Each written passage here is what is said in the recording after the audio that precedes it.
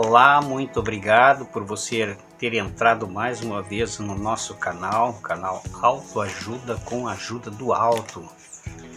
Nós convidamos você a se inscrever em nosso canal, você também dar aí o seu like, seu joinha no vídeo, se você achar interessante. Você também pode compartilhar este vídeo com outras pessoas no seu relacionamento, enviar aí através das suas redes sociais.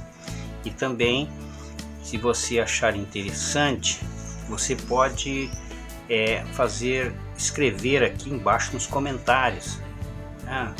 Dar sugestões, inclusive críticas. Se você não concordar com qualquer coisa, com algo que falamos, você pode fazer suas críticas e sugestões também, certo? Isso ajuda muito o nosso canal. Nosso texto introdutório hoje encontra-se no livro de Samuel, capítulo 4, dos versos 20 ao verso 21. Venha comigo no tema de hoje.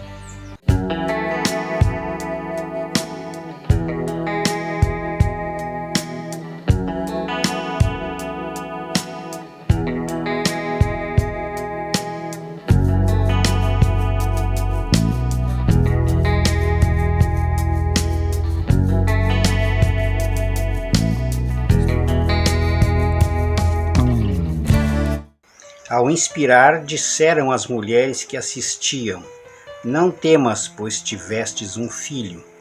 Ela, porém, não respondeu, nem fez caso disso. Mas chamou o menino de Icabô, algumas traduções falam Icabode, dizendo: Foi-se a glória de Israel. Isso ela disse porquanto a arca de Deus fora tomada, e por causa do seu sogro e do seu marido. E falou mais: Foi-se a glória de Israel, pois foi tomada a arca de Deus.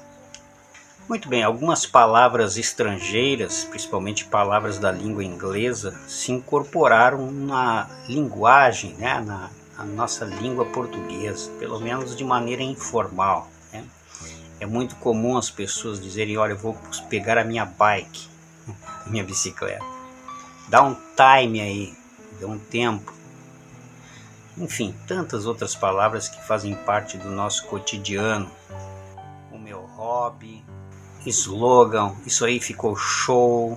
São tudo palavras da língua inglesa que se introduziu aí na nossa conversação, né, na língua portuguesa, até de forma natural. Mas não é só a língua inglesa, existem algumas palavras também do hebraico que principalmente circulam muito no mundo cristão, como por exemplo a palavra shalom, né? Paz, uma saudação de paz. Beuzebu, por exemplo, a palavra que vem lá do Antigo Testamento hebraico, se referindo ao mal, ao autor do mal. El Shaddai, né? Adonai, que quer dizer Senhor, muito cantado em músicas de letra cristã, são palavras que vem, portanto, do hebraico. Ebenezer, até aqui nos ajudou o Senhor. E hoje nós vamos falar um pouquinho sobre uma destas palavras, que é a palavra Icabode, ou seja, foi-se a glória, foi-se a presença de Deus. No tempo em que estas palavras foram pronunciadas por aquela mulher que havia dado à luz, estava morrendo e antes da sua morte ainda conseguiu dar nome ao seu filho, chamado Icabode, o povo de Israel estava vivendo um tempo de fracasso espiritual, um tempo de carestia espiritual, de maneira que Deus não estava mais falando com eles, nem mesmo por intermédio dos sacerdotes. O sacerdote que na época chamava-se Eli e seus 2 filhos, né, Ofni e Finéias. Para aqueles que não lembram de Eli, você pode olhar aqui embaixo, nós vamos deixar o link de um tema que nós já falamos aqui, quando o pequeno menino Samuel foi entregue por sua mãe Ana, lá no santuário em Israel, e ela entregou na mais tenra idade o menino Samuel para ser criado e educado por Eli para o serviço do Senhor. Então Eli neste tempo era o sacerdote e Deus não estava mais falando nem mesmo com Eli. Algum tempo antes destas palavras serem pronunciadas, Icabode, o menino Samuel já estava com uma certa idade, era um garoto, um jovem, segundo as escrituras, e naquela época eles dormiam bastante cedo, então logo o dia terminava, eles iam para os seus aposentos, e o pequeno Samuel foi para o seu quarto, seu cômodo. O Eli, o sacerdote, também tinha ido para o seu cômodo, seu descanso. E de repente Samuel ouviu alguém chamando por seu nome, Samuel. Ele acordou precipitadamente, correu até onde Eli estava e disse: sim, meu senhor, por que me chamaste? E ele disse: olha, eu não te chamei, pode voltar a deitar. Samuel deitou. Logo em seguida, pela uma segunda vez, ele ouviu as palavras, ouviu a palavra Samuel. Ele novamente corre em direção a Eli, o sacerdote, e disse: olha, por que me chamastes? E ele disse: não, filho meu, não te chamei, pode voltar a deitar. Samuel deitou novamente. Passado alguns momentos, pela uma terceira vez, aquela mensagem vem aos ouvidos do pequeno jovem Samuel. Samuel. Ele corre em direção a Eli novamente, mas senhor, por que me chamastes? E Eli diz: não fui eu que estou te chamando. E Eli percebeu que era Deus que estava falando com o pequeno menino, o pequeno jovem Samuel. E ele orientou Samuel: quando ouvires novamente esse chamado, você faz o seguinte, diga: eis-me aqui, Senhor, fala que o teu servo ouve. Que palavras maravilhosas, né? E as escrituras nos dizem que Samuel foi para o seu aposento e pela quarta vez agora ele ouviu as palavras, o chamado Samuel, Samuel. E ele então responde: fala, Senhor, que o teu servo ouve. E a mensagem de Deus é uma mensagem de reprovação a Eli e aos seus filhos e ao Israel da época. Mensagem dura que nós lemos em 1 Samuel capítulo 3, os versos 11 até o verso 20. Eu leio contigo. Disse o Senhor a Samuel: eis que vou fazer uma coisa em Israel, a qual todo o que ouvir lhe tinirão ambos os ouvidos. Naquele dia suscitarei contra Eli tudo quanto tenho falado com respeito à sua casa. Começarei e o cumprirei, porque já lhe disse que julgarei a sua casa para sempre, pela iniquidade que ele bem conhecia, porque seus filhos se fizeram execráveis e ele os não repreendeu. Portanto, jurei, ó casa de Eli, que nunca lhe será expiada a iniquidade, nem com sacrifício, nem com oferta de manjares. Ficou Samuel deitado até pela manhã, e então abriu a porta da casa do Senhor, porém temia relatar essa visão a Eli. Chamou Eli a Samuel e disse: Samuel, meu filho. Ele respondeu: eis-me aqui. Então ele disse: que é que o Senhor te falou? Então Samuel lhe proferiu tudo e nada lhe encobriu. Mensagem de juízo sobre a casa de Eli. Samuel, Samuel, eis-me aqui, Senhor, fala que teu servo ouve. Nós também precisamos aprender a ouvir a voz de Deus, assim como Samuel. Eu já contei em temas anteriores a história de um ministro, um líder religioso que estava de férias no estado de Montana, nos Estados Unidos, lugar onde há muitos cavalos, domadores de cavalos, a semelhança do que ocorre aí no Brasil, em Barretos, né, rodeios, enfim. E esse homem estava ali perto de uma fogueira, se aquecendo, numa festividade, no encontro, e ele ouviu dois jovens que conversavam entre si, e um dizia para o outro: olha, eu sei que você perdeu seu cavalo, que seu cavalo fugiu, mas hoje, quando eu estava lá na montanha, eu lá de cima da montanha pude ver o seu cavalo, e ele estava no meio de outros cavalos selvagens, e pela cor, pelas características, eu pude identificar que era o seu animal.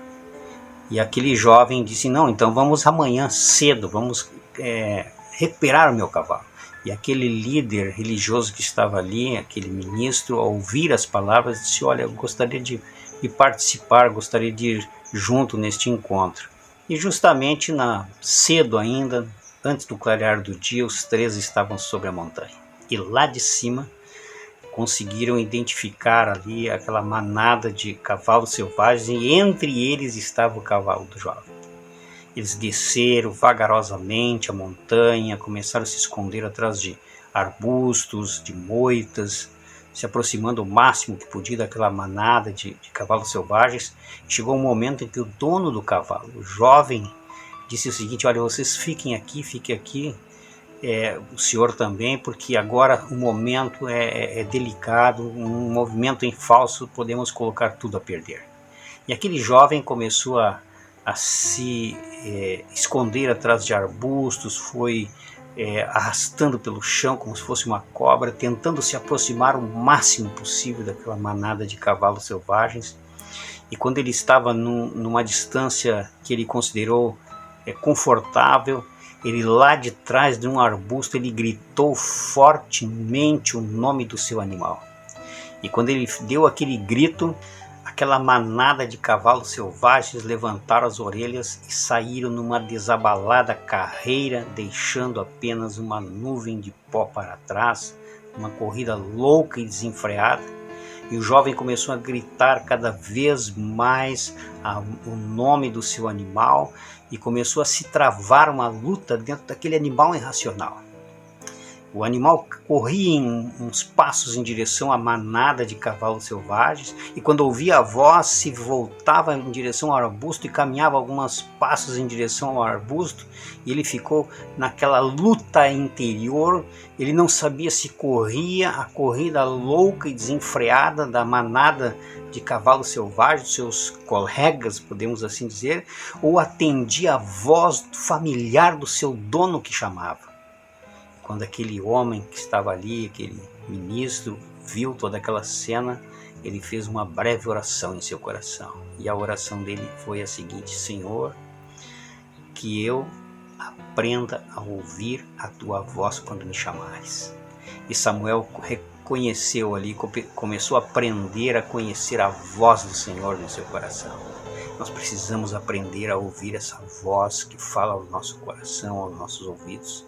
As Escrituras dizem: tu ouvirás uma palavra por trás de ti, dizendo: este é o caminho, andai por ele. Algum tempo depois deste ocorrido, desta mensagem de Deus a Samuel, o povo de Israel enfrentou uma guerra, uma batalha contra os filisteus, que eram seus inimigos de sempre, né? Os filisteus. Filisteus significa povos do mar. Eles eram oriundos de Creta, era um povo pagão, e eles tinham invadido todo aquele território.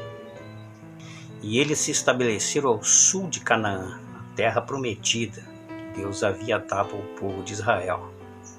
Sua localidade era conhecida como Terra da Filistia, localizada na faixa costeira ao sul do Monte Carmelo, lá naquele monte em que Elias enfrentou os profetas de Baal, lembra? E eles adoravam um deus chamado Dagon. Em seu auge, o exército dos filisteus era o mais poderoso de Canaã. E eles dominavam o ofício de produzir armas através de metais, que era algo raro naqueles dias. Suas tropas eram formadas por infantaria e arqueiros. Além disso, eles tinham gigantes entre eles. Lembra do filisteu de Gate que o Davi o enfrentou? O grande Golias, e havia outros gigantes também. Então esta era a realidade da batalha agora que o povo de Israel estava enfrentando contra os filisteus. No primeiro confronto, o povo de Israel perdeu 4.000 homens, foram derrotados. E eles voltaram desanimados para o acampamento. E se perguntavam, né, por que fomos derrotados? Por que o Senhor não nos deu vitória? E houve uma sugestão, principalmente por parte dos anciões, dos mais velhos: vamos levar conosco agora a Arca da Aliança. A Arca da Aliança era uma espécie de um baú, toda revestida de ouro. Ali dentro deste baú estavam os 10 mandamentos. Havia sobre a tampa desse baú 2 anjos de ouro com suas asas, né, velando pela arca. E assim como os povos inimigos, os pagãos, levavam diante de si nas suas batalhas os seus estandartes, suas bandeiras, então eles resolveram também levar a arca do Senhor, pensando assim que estariam agora protegidos e guardados, porque a arca estava com eles. Eles achavam que Deus estava com eles, só que Deus não estava. E eles foram até Siló para buscar a arca do Senhor. E estava ali conduzindo a arca os 2 filhos de Eli, Ofni e Finéias, aqueles homens que Deus havia já lavrado uma sentença de destruição, uma sentença de juízo sobre eles. Quando a arca chegou no acampamento de Israel, houve um grito estrondoso, júbilo, alegria, de maneira que o chão chegou a tremer de tal intensidade que foi o grito. E os gritos do povo chegou até o acampamento dos filisteus, que ao ouvirem aqueles gritos temeram, porque eles entenderam que a arca do Senhor estava agora com eles. E eles disseram: ai de nós, os filisteus, porque o Deus está agora no acampamento com eles.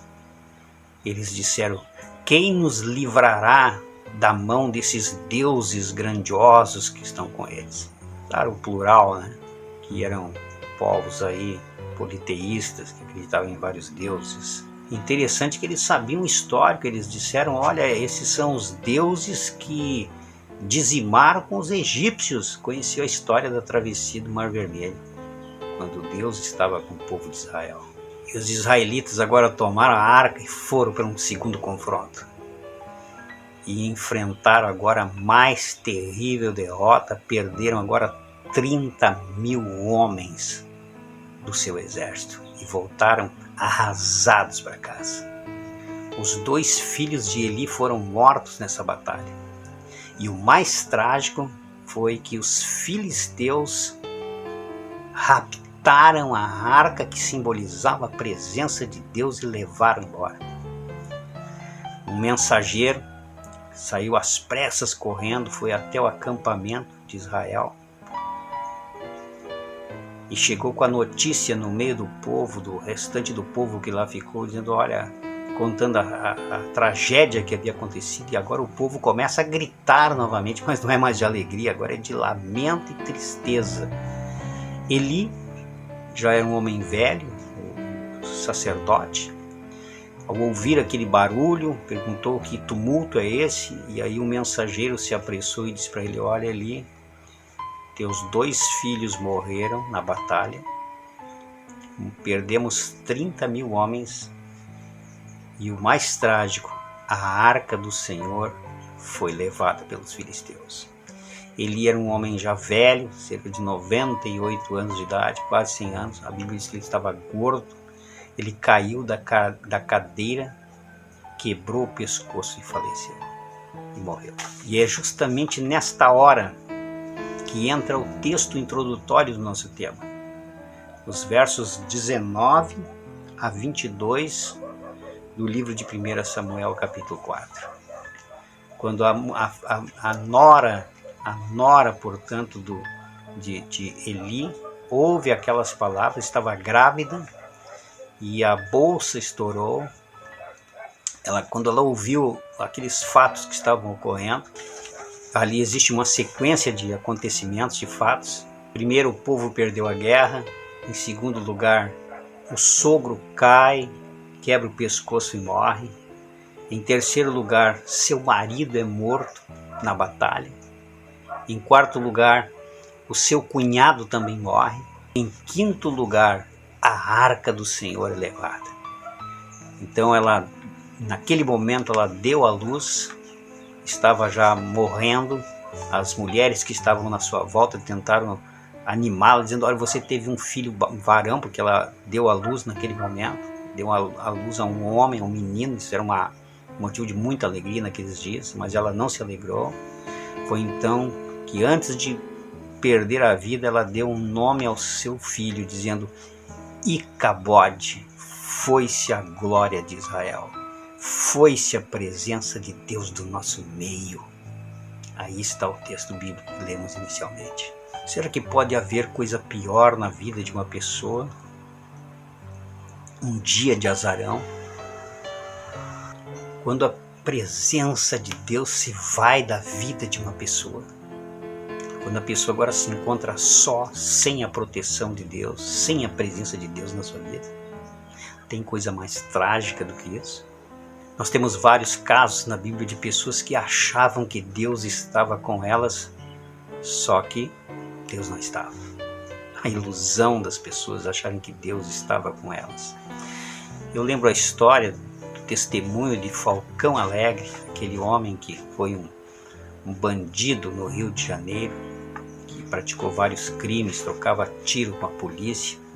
E ele, no seu testemunho, ele conta que quando estava em luta com a polícia, em tiroteio com a polícia, ele pedia que Deus o protegesse. Veja, o camarada estava no mundo do crime, praticando crimes horrendos, traficando drogas até entre crianças, e pedindo que Deus o ajudasse. A pessoa pensa que Deus está comigo, cometendo o erro, cometendo o pecado, caminhando por caminhos tortos e achando que Deus está com ela. Não, Deus está confirmando, Deus não mandou sinais, enquanto Deus já ficou para trás há muito tempo. E o povo de Israel achava que Deus estava com eles, levaram inclusive a arca, a presença de Deus simbolicamente ali, e Deus não estava. Nós temos o caso de José e Maria, que levaram Jesus aos 12 anos de idade para Jerusalém, e ao retornarem para casa, depois de alguns dias de viagem, procuraram o menino Jesus, mas Jesus não estava com eles. Eles tinham certeza que Jesus estava com eles, porém Jesus tinha ficado para trás. E há vários outros casos nas Escrituras. Vamos novamente contextualizar estas palavras desta mulher. Foi-se a glória, foi-se a presença de Deus. O povo de Israel está vivendo um tempo de decadência moral e espiritual, pois cada um fazia o que parecia bem aos seus próprios olhos. Era uma geração corrompida até mesmo dentro do próprio templo. Os próprios filhos de Eli, que seriam os futuros sucessores do pai, do sacerdote Eli, aproveitavam e roubavam as próprias ofertas. Ainda faziam relações sexuais na porta do templo, a ponto de Deus enviar o profeta Samuel, pequeno Samuel, para trazer uma mensagem de juízo terrível sobre eles. Uma mensagem terrível contra os filhos de Eli e também para Eli, que, embora sendo um homem de Deus, o sacerdote, cometia o pecado da omissão, porque não advertiu seus filhos. Um homem relapso, um homem que falhou como pai. Há dois grandes erros que às vezes um pai cristão comete. O primeiro deles, a omissão, vendo seus filhos cometerem erros, percorrendo caminhos tortuosos e omisso não diz uma palavra. Por outro lado, temos pais cristãos também, sarcásticos, duros, legalistas, que levam seus filhos às vezes arrastados para a igreja, homens cruéis, homens duros, que quando esses filhos crescem, a última coisa que eles querem ouvir é do Deus do seu pai. Dois graves erros. Mas eu quero conversar contigo nessa hora, meu amigo. Quem sabe você está vivendo um tempo de azarão na sua vida. Os negócios não estão bem, a vida amorosa não está bem, quem sabe a sua saúde não está bem, tudo que você coloca a mão não dá certo. tudo dá errado na sua vida, você está desanimado, você está depressivo, sem vontade de continuar a caminhada, mas eu quero dizer que há tempo para você ainda. Deus está te dando mais uma oportunidade nesse momento. Quem sabe chegou o momento de você se voltar para Deus. Quem sabe esse é o momento de você fazer um pacto com seu Deus, de abrir o seu coração, deixar que Deus entre na sua vida. Deus pode reverter a sua história, o seu quadro. Os filhos de Eli não ouviram a mensagem de Deus, mas Deus está trazendo uma mensagem para você hoje. Abra o teu coração, ouça a mensagem de Deus que está falando no teu ouvido nessa hora. Não endureça o teu coração, como diz as Escrituras. Hoje, se ouvirdes a sua voz, não endureçais o vosso coração.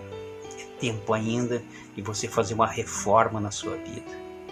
Interessante que José e Maria, ao perceberem que Jesus havia ficado para trás, voltaram para Jerusalém à procura do menino. Quem sabe está na hora de você voltar a Jerusalém novamente, para ter esse encontro com Deus, um encontro com Cristo e fazer uma reforma na sua vida. Há tempo ainda tem tempo, é agora. Querido amigo, quem sabe os melhores dias de sua vida estão pela frente ainda. Deus pode fazer um milagre no teu coração. Entrega a tua vida a Ele agora. E eu oro contigo nesse momento. Meu Deus e meu Pai, leva em tua presença essa pessoa que está pensando em desistir de tudo, meu Deus. Está pensando em jogar a toalha, meu Pai. Parece que tudo que ela coloca a mão vira um fracasso. Oh, meu Pai, ela está desanimada, triste, fracassou nos negócios, nos estudos, foi reprovada na entrevista de trabalho, perdeu aquela causa na justiça. Essa pessoa não vê uma saída para os seus problemas. Ela olha para frente e não vê perspectiva de melhora. Essa pessoa está chegando ao seu limite, meu Deus. Pensamentos sombrios têm rondado sua mente. A semelhança do Salmo de Asaf, ela olha na sua volta e vê o ímpio, o perverso prosperando, crescendo, rindo. E ela, Senhor, tudo que ela coloca a mão vira um fracasso. Meu Deus, eu me uno a esta pessoa em oração e te peço, meu Deus, mude a sorte desse teu filho, desta tua filha, meu Pai. Que esta oração seja um divisor de águas na vida dessa pessoa. Que haja um antes e um depois. Que uma maré de prosperidade venha sobre ela. Que as janelas do céu se abram sobre ela, meu Deus. Que onde existe cinzas brote um jardim de flores. O que a tempestade arrasou seja restaurado. Onde ocorreu o fracasso, venha o êxito e a vitória. Abençoe as mãos desta pessoa, meu Deus, para que tudo o que ela tocar vire uma bênção e que ela possa se alegrar novamente. Eu declaro a vitória desta pessoa em nome de Jesus, para a glória do Pai, do Filho e Espírito Santo. Amém.